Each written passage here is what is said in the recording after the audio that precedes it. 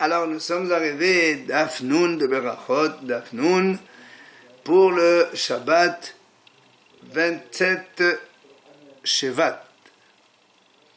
Il nous restait donc les deux dernières lignes de Memtet Amud Bet. On a vu déjà la Mishnah à propos du Zimoun. On a dit, la première a dit la Mishnah, quand on est trois, on fait Nevarer. Ici, ils sont 3 plus 8, il dit Barechu. Amal Shmuel, voilà donc Amal Shmuel.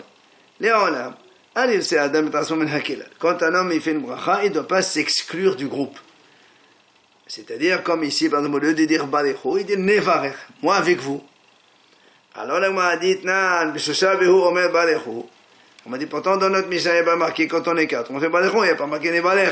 Comment donc, voilà, il s'exclut. Alors il répond, l'Agma dit, Av Barechu. C'est-à-dire, même Barechu aussi, il est valable. Oh, mais comment on est valable Adif? Ça ne veut pas dire qu'il faut dire ça. Barechu aussi, c'est valable. Mais c'est valable, c'est mieux quand on est Hacham, on ne s'exclut pas. Ils ont dit dans les chefs-d'œuvre de Rav Tanina, on a enseigné, quand ils sont 6, ils peuvent se diviser en 2. Parce que dans 3 et 3, il peut faire 6 mois, ou encore jusqu'à 9.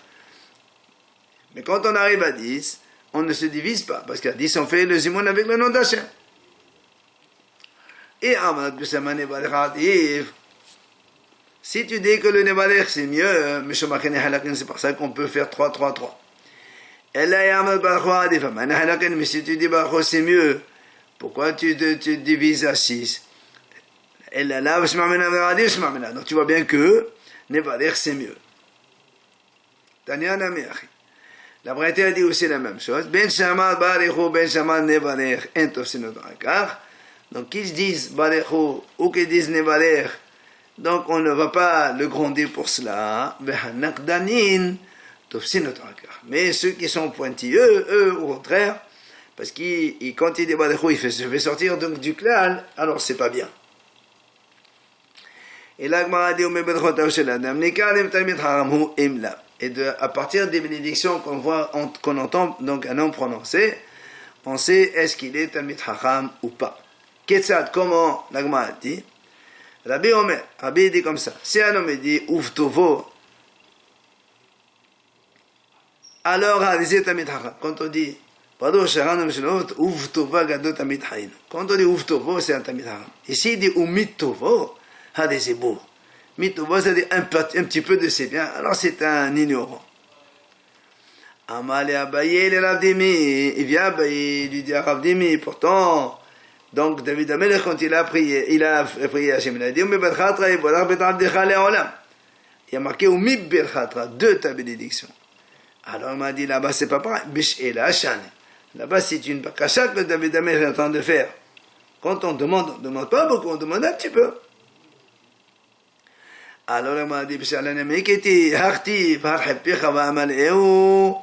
voilà, pourtant la Torah a dit, élargis ta bouche et je le remplis. Alors ça veut dire que tu peux demander ce que tu veux. Elle dit non, là-bas c'est pour la Torah que Hachem t'a dit, tu peux demander ce que tu veux, je te donne. Tania Rabbi Omer, c'est un Talmid Chacham. Celui qui dit, c'est un Talmid Chacham, il s'inclut là-dedans. Hayim, s'il dit Uvtovo Hayim, c'est beau, ça c'est un ignorant. Neherbelay, il lui dit le contraire. Celui qui dit Hayinu, c'est un ignorant. Et celui qui dit Hayim, ça tout le monde vit, alors c'est un Hacham. Mais là, n'est pas connu. Amar Rabbi Hanan Nevaler Shachanu Meshelo, celui qui dit Nevaler c'est un Hacham, c'est comme ça qu'on dit. Mais celui qui dit Nevaler Lemi Shachanu Meshelo, c'est beau. À celui qui, alors c'est un beau, pourquoi? Ça veut dire que c'est comme si il y a beaucoup de Dieu qui nourrissent l'un et l'autre, alors c'est un ignorant. Il dit pourtant, on dit bien, donc tu vois bien que ça existe cette phrase quand nous on fait la gada de Pessah, on dit les Misha à celui qui. Et on n'a pas dit là-bas c'est un beau. Il lui a répondu, c'est pas pareil. Pourquoi? C'est quoi ça veut dire? Là-bas quand on dit Sha'asa la voûte du café, ça quoi? Des nissim. Qui c'est qui a fait des nissim? Que Hachem. Donc là-bas, il n'y a pas de risque de confusion.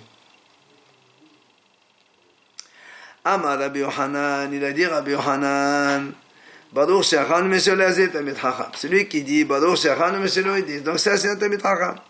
Mais s'il dit Al Hamazon She'achanu Harezebu, s'il dit sur le mazon qu'on a mangé, alors c'est un ignorant.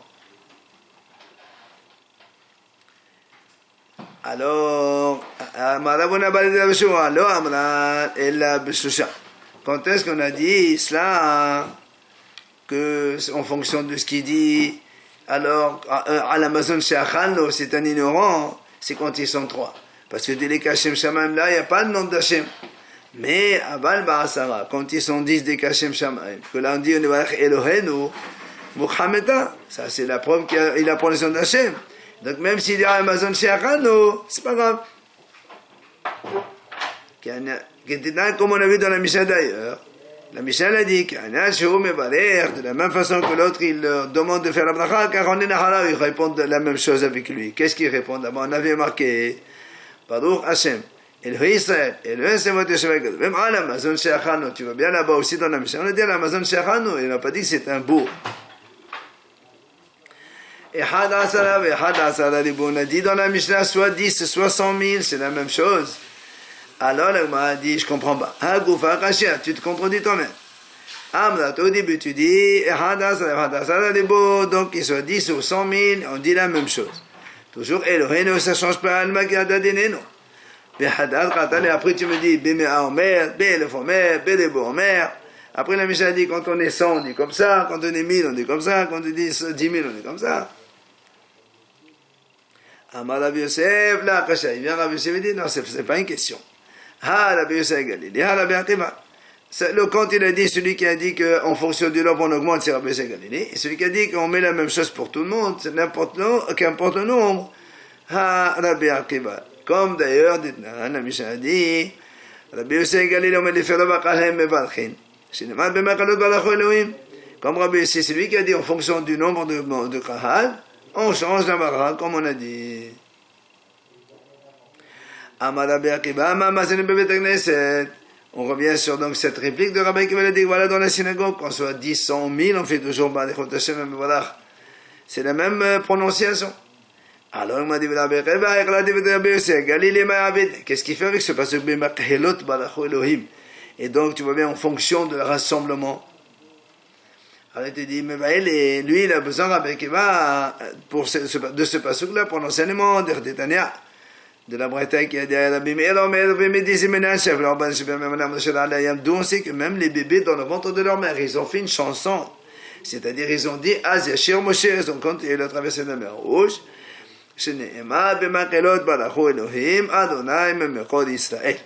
donc on a dit là-bas Memechod Israël, c'est-à-dire de la matrice de leur mère, les enfants ils ont fait bracha à Hashem. Alors il m'a dit comment Rabbi Yosef Galilée il apprend ça? Memechod Nafka, il te dit ça c'est on apprend ça de Memechod, moi j'apprends ça de Memechelot. Donc Rabbi Yosef Galilée maintient son enseignement. Amar Rava Halakha ke Rabbi Akiva. Rabbi dit là Rabbi Akiva, c'est-à-dire qu'on soit 10, 100 ou 1000 toujours Badachu Bani Badach Elohim Shachanum Shelo. Ravina et Rav Hama Balbouzi Ekle'o li Vedesh Galuta. Donc Ravina et Rav Hama ils ont voyagé, ils sont arrivés dans Sherosh Galuta. Comme Rav Hama, comme Rabbi Meah, Rav Hama il était en train de chercher pour arriver à 100. Amal Ravina, il lui dit là tu n'as pas besoin. Amal Rabbi il dit qu'on soit 10 ou 90 ou 100, c'est la même chose. Amar Rava, il a dit Rava, qui achlinan, quand on était mangé le pain d'Iftar, Birish Galuta, donc chez les Rosh Galut, donc on rave de Babel, et Bachanan, Shusha. On faisait petit groupe de 3, on faisait Zimoun. Parce que comme le Rosh Galut, il prolongeait longtemps son repas, nous on faisait Zimoun par 3, et après, on attendait qu'il termine pour faire Zimoun. Alors il m'a dit, pourquoi il ne faut pas mettre donc par groupe de 10? C'est mieux de 10 avec le nom d'Hachem puisqu'ils étaient nombreux. Et on m'a dit non, si on fait par 10, ça fait le nombre il est grand. Donc ça va faire, donc celui qui fait Zimoun, il doit crier un peu plus. Et donc le Resh Galuta, il va entendre. Et il va se vexer. Il n'attend pas qu'il finisse. Alors la Gemara dit, mais dans ces cas-là, et pourquoi ils ne s'acquittent pas avec la bracha du Shgaluta? Ils attendent qu'ils finissent, parce que de toute façon ils sont là-bas jusqu'à la fin. Alors ils n'ont qu'à attendre la bracha du Shgaluta. Alors on a dit non. Comme ils étaient nombreux, ça criait, il y avait trop de bruit, donc on n'entendait pas. C'est pour ça qu'ils se mettaient donc en petits groupes pour faire Zimoun. Amar al-Abba Tuspa. Il a dit Rabba Tuspa, s'il y a 3 messieurs qui ont mangé du pain ensemble. Quelqu'un, il s'est précipité, il a fait Birkat tout seul. Et non nafrin bezimon d'idée. Et oula nafir bezimon d'idou, les fichiers zimon et mafra. Les deux qui n'ont pas encore fait Birkat, ils peuvent toujours faire zimon avec lui. Et eux, ils s'acquittent avec le zimon. Mais lui, il ne peut pas s'acquitter parce qu'il a déjà fini Birkat Hamazon. Enfin, on a dit dans la Mishnah, Rabbi Ishmael Omer. Rabbi Ishmael a dit, Barachut Hashem Ham Mevorach. Alors que Rabbi Akiva a dit, Barachut Hashem. La Gemara a dit, la femme bat papa, là, Lévik Nishta de Avigeva. La femme, il est arrivé dans la synagogue d'un monsieur qui s'appelle Avigeva. Quand Karab Sefra, donc, il est allé donc lire la Torah. Il a dit, Barachut Hashem, il a dit, Barachut Hashem, et il n'a pas dit Mevorach, il a dit Mevorach. Aoushu Kolean, ma Barachut Hashem, tout le monde l'a crié. Il faut dire Barachut Hashem et Mevorach. Amar Rava, il veut dire Rava Rafram. Patia ou Kama, c'est-à-dire un ustensile d'argile noire. Bahdi Pluktanamala. Pourquoi tu te mets dans la divergence? Tu sais que Rabbi Akiva a dit Barachut Hashem. Rabbi Shmuel a dit Barachut Hashem et Mevorach. Pourquoi tu ne fais pas comme Mevorach? Et même Rabbi Akiva est d'accord sur ça. En plus, je dis, le minhag c'est comme Rabbi Shmuel, alors pourquoi tu te casses la tête? Dis Barachut Hashem et Mevorach, et tu es tranquille. Matnitin nouvelle Mishnah. Trois messieurs qui ont mangé ensemble, les Nam Hashem les Halik, ils n'ont pas le droit de se diviser. Parce que, donc là, quand ils sont 3, ils font Zimoun, mais s'ils se divisent, ils ne peuvent plus faire Zimoun. La même chose 4 ou 5. Par contre, s'ils peuvent se diviser en 2 groupes, 3, il y a toujours Zimoun dans chaque groupe. Jusqu'à 10. Mais Asara en Nehelakin. Mais s'ils sont 10, ils n'ont pas le droit de se diviser parce qu'avec 10, il y a le nom d'Hachem, le Balech Elohenu Shechan Meshelo. Et avec 3 et 3 jusqu'à 9, il n'y a pas. Maintenant, s'ils sont Ad Esrim, ils sont 20, ils peuvent se diviser en 2. 10, ça marche. S'il y a 2 groupes de monsieur qui mangent dans la même maison. S'ils se voyaient les uns les autres, ils peuvent faire Zimoun. Ou sinon, chacun il fait le Zimoun tout seul. Et la Mishnah, pardon, elle continue. On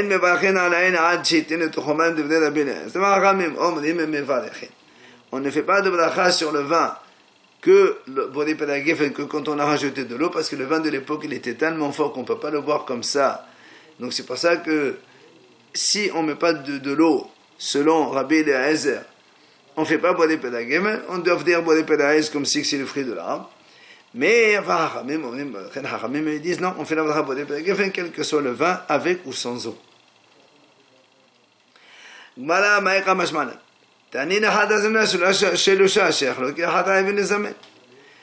on vient de dire dans notre Mishnah ici, 3 qui ont mangé ensemble, ils n'ont pas le droit de se diviser. Alors on m'a dit, mais qu'est-ce que tu m'apprends? On a déjà vu dans la Mishnah précédente. 3 qui ont mangé ensemble, ils doivent se faire Zimoun. S'ils doivent faire Zimoun, c'est qu'ils ne peuvent pas se diviser. La Gemara répond, on vient t'apprendre ici qu'Adam Rabbi Abba, comme il a dit Rabbi Abba, au nom de Shmuel, 3 messieurs qui sont assis pour manger ensemble. Même s'ils n'ont pas encore commencé à manger, eh bien, c'est-à-dire, vu qu'ils se sont installés, eh bien, ils doivent manger ensemble pour faire le Zimoun après. Et il y a une autre version. Voilà comment il faut comprendre. Si 3, ils ont mangé ensemble. Même si quelqu'un mange de son propre pain, ils n'ont pas le repas commun, ça n'a pas d'importance. Comme ils sont trois ensemble, ils doivent donc faire Simon ensemble, ils ne peuvent pas se diviser. Ou encore, on peut répondre comme il a dit Ravuna.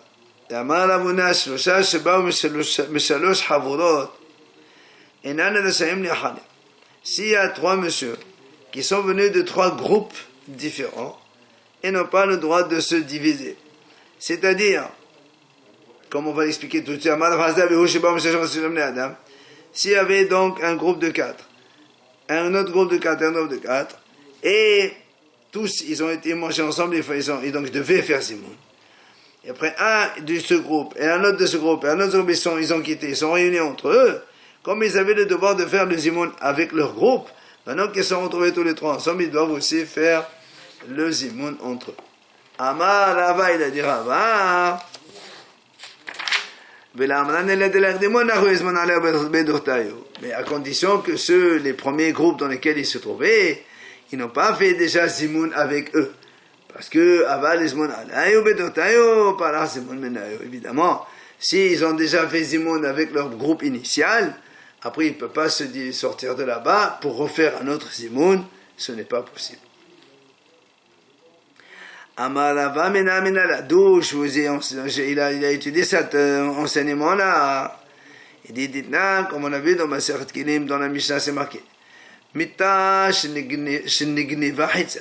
Si on a un lit qui était tamé, et donc la moitié du lit elle a été volée, ou chez Avda, la moitié elle était perdue, ou chez les rois ou bien il y avait deux frères, ils ont partagé le lit, entre eux donc comme héritage, ou shutafin des associés. Quoi qu'il en soit, vu qu'on l'a divisée en deux, elle n'a plus le statut de Keli Mita, et donc Tehora, elle devient Tehora. Et mais si après on la remet ensemble les deux morceaux du lit, on les colle ensemble et on la répare, elle reprend la tomate dès maintenant. Elle reprend la tomate qu'elle avait initialement. Alors on m'a dit, tu vois bien, donc à partir de ce moment-là qu'on a réparé, elle redevient apte à prendre l'impureté. Mais les mafréala, mais rétroactivement, non. Donc tu vois bien, comme on a divisé en deux, il n'y a plus de Thomas. Hachanami, là aussi, puisqu'on a déjà fait Zimoun, eh bien, il ne peut pas refaire le Zimoun. Le Zimoun, il s'est envolé de eux. On a dit dans la Mishnah, on a dit deux groupes, ils mangent ensemble. S'ils se voyaient entre eux, alors ils peuvent faire Zimoun et s'associer. Tana, la mémoire rajoute, Im yesh shamash benehem. Eh bien, s'il y a un shamash qui sert les deux groupes, même s'ils ne se voient pas, shamash mesarfat, le shamash, il va les associer. Après, on a dit dans la Mishnah, on ne fait pas la bracha, comme on a dit, mahloket entre Rabbi Eliezer et les Hachamim, à propos, donc, si le vin il est avec de l'eau ou pas. Tano Rabbana, Hachamim enseigne, Yain, le vin. Si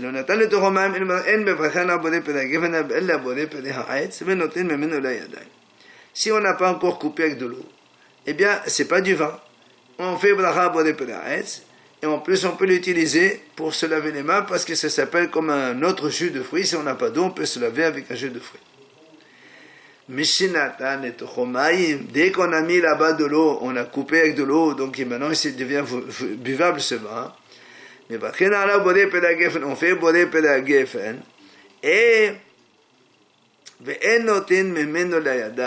et on n'a pas le droit de se laver les mains avec du vin. Rabbi Eliezer. Ça, ce sont les paroles de Rabbi Eliezer. Hachamim disent ben kach ou ben kach, qu'il y ait ou pas de l'eau, toujours, on fait toujours bodé pelagef sur le vin et on ne se lave pas avec les mains parce qu'on ne se lave pas les mains avec du vin. Bien, la Gemara a posé une question. Comme qui ça va cet enseignement de Shmuel qui a dit un homme, il fait tous ses besoins avec le pain. C'est-à-dire, s'il a besoin du pain pour faire d'autres choses, il a le droit de faire. Kemal, parce que c'est Rabbi Eliezer qui a dit qu'on peut se laver les mains avec du vin quand il n'a pas été coupé avec de l'eau. Amar Rabbi Yossi ben Rabbi Hanina, il vient à Rabbi Yossi, il dit, Moudim hachamim le Rabbi Eliezer bekos shel bracha, she'en mevachen ala wa ashin tenet tochom mayim. Il dit, hachamim, ils sont d'accord avec Rabbi Eliezer que pour le cause de Birkat Hamazon, qu'on ne fait pas de bracha sur le cause de Birkat Hamazon que lorsqu'on a rajouté de l'eau, on l'a coupé avec de l'eau. Ma'eta Amar m'a dit quelle est la raison. Amar Rav Ushaya ba'anan mitzvah min ha-mufhar. Rav Ushaya dit parce qu'on veut mitzvah mufharet et la mitzvah min ha-mufhar ne se fait pour le cause de bracha qu'avec du vin et le vin il n'est bon que quand il est coupé avec de l'eau. Alors là m'a dit vela banane qui disent on peut faire même sur du vin non coupé avec de l'eau. Les maïhazé, à quoi il sert du vin comme ça, puisqu'on ne peut pas le boire. Amar abizira hazé les koriyaté. Il dit, en fait, ça, ce vin-là, il est apte à être mélangé avec pas mal de choses pour faire une certaine liqueur. Alors c'est pour ça que les haramim disent, pour l'instant, on fait bourré per agef. Tano Rabbanan haramim enseigne. Arba'a dvarim ne'emru bapat. Il y a 4 choses qui ont été dites sur le pain. Premièrement, on ne met pas de la viande crue sur le pain. Parce que ça va, c'est pas beau. La viande crue, ça va salir le pain. Deuxièmement, on ne fait pas passer un verre plat sur du pain, parce qu'on craint que le verre soit en verre, il va donc abîmer le pain. 3. On n'a pas le droit de lancer du pain.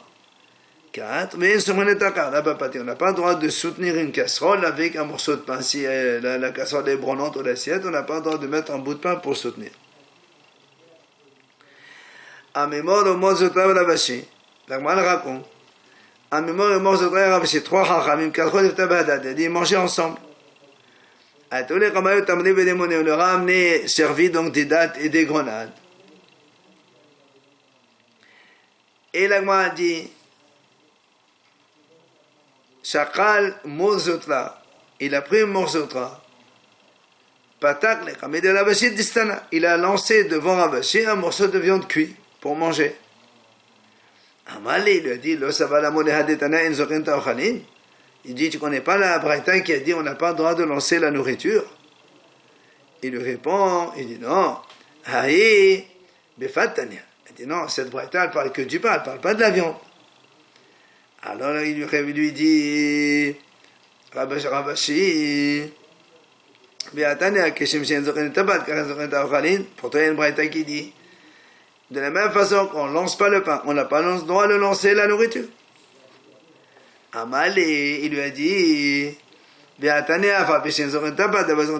alors l'autre Mozotra, il dit, mais il y a une braïta aussi qui dit, même si on n'a pas le droit de lancer du pain, on peut lancer les autres aliments. Alors comment les deux braïtas se contredisent? Et là, la Kasha m'a dit, non, c'est pas une question. C'est-à-dire que quand on lance quelque chose et s'abîme, là on n'a pas le droit de la donc lancer, on donc du pain. Mais quand on va lancer des choses, par exemple des noix, ou des grenades, ou des choses qui sont dures et qui ne s'abîment pas, là, on a le droit de lancer, ce n'est pas un problème. On a le droit de verser comme ça du vin avec des tuyaux devant le hatan et la kala, c'est un bon siman pour le hatan et la kala. Et on a le droit de lancer des klayot ve'egozim, des noix, en été, mais pas en hiver. Parce qu'en hiver, ils peuvent se tomber dans la boue et s'abîmer. Aval, l'ogluskrot, mais on n'a pas le droit, même devant Hatam et Kala, on n'a pas le droit de lancer des morceaux de gâteaux, des pains, ni l'obémotama, le motashamim, ni donc pendant en été, ni en hiver, parce que ça s'abîme, ça s'écrase la nourriture comme cela. Et donc, on n'a pas le droit d'ajouter même devant Hatan Vekana. Amar Rabbi Yehuda, il a dit Rabbi Yehuda. Shachar Vichnis Ochalin et Tortu, Belo Bracha Sika, quand il a fait entrer dans sa bouche des aliments sans bracha. Mais Satan et Sadehad Mevalech. Il les met dans un côté de sa bouche et il fait la bracha. Bien, l'Agmal ramène ici 3 braïtot contradictoires. Tania, Hada, Bona'an. Vetana Edar, Pultan. Vetana Edar, Mesalkan. L'Agmal dit, il y a une braïta qui dit, même si on a mangé sans bracha, on avale. Il y a un autre qui dit, tu rejettes. Il y a un autre qui dit, elle les met sur le côté de la bouche et fait la bracha. Alors comment on fait? L'Agmal dit, c'est pas un problème. La braïta qui a dit, celui qui a fait entrer un aliment, il avale. Même s'il n'a pas fait la bracha, on parle des masquines. Il a une boisson, un liquide, tu ne peux pas le mettre sur le côté et parler. Tu ne peux pas le rejeter, c'est sourd. Donc, tu le avales, c'est pas grave, sans bracha. Et la braïta qui dit, on le rejette, bien me dit dans la même is. C'est quelque chose qui n'est pas dégoûtant. On vient à peine de rentrer une amande dans la bouche, on la ressort, c'est pas un problème. Mais la troisième braïta dit, la braïta qui a dit, il faut les mettre sur le côté et faire la bracha même la bouche pleine, c'est là parce que quelque chose qui est dégoûtant de la sortir, alors on te dit de le laisser sur le côté et faire la bracha avec. Bien l'agma a dit pourquoi même si quelque chose n'est pas dégoûtant, pourquoi on ne peut pas la mettre sur le côté de la bouche et faire la bracha comme cela?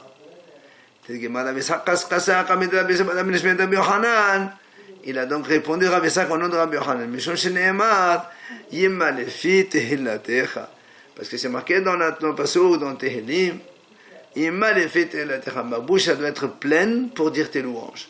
Donc, seulement si c'est dégoûtant de rejeter, on le met sur le côté, on fait la bracha. Mais si c'est pas dégoûtant, on le rejette et on fait la bracha avec toute la bouche vide. On a posé une question à Rav Hazda. Si quelqu'un, il a mangé et il a bu, il a oublié de faire la bracha. Est-ce qu'il doit refaire la bracha avant de continuer à manger et à boire? Amaléo, il aura répondu à Rav Hazda. Si quelqu'un a mangé de là, il a donc une mauvaise odeur dans la bouche. Est-ce qu'il va manger encore un autre ail pour faire avoir plus de mauvaise odeur? Là aussi c'est pareil, s'il a mangé sans bracha, il continue à manger sans bracha. Dès qu'il va la bracha, Amal Avina, il a dit Avina il car c'est pour cela. Même s'il a terminé, eh bien, la sauda complètement, eh bien, il ne va plus manger, il fait quand même la bracha après manger, la bracha avant de manger.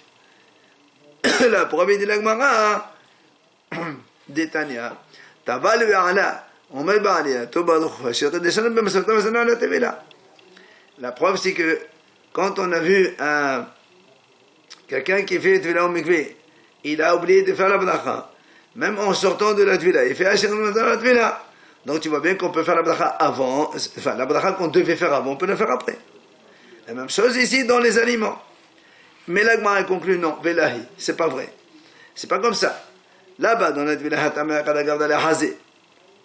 puisque un homme, quand il fait faire la Tvila, parce qu'il a eu une impureté nocturne et donc il n'avait pas le droit de réciter des paroles de Torah, c'est pour ça qu'au début il n'avait pas le droit, c'est pour ça qu'après il peut le faire.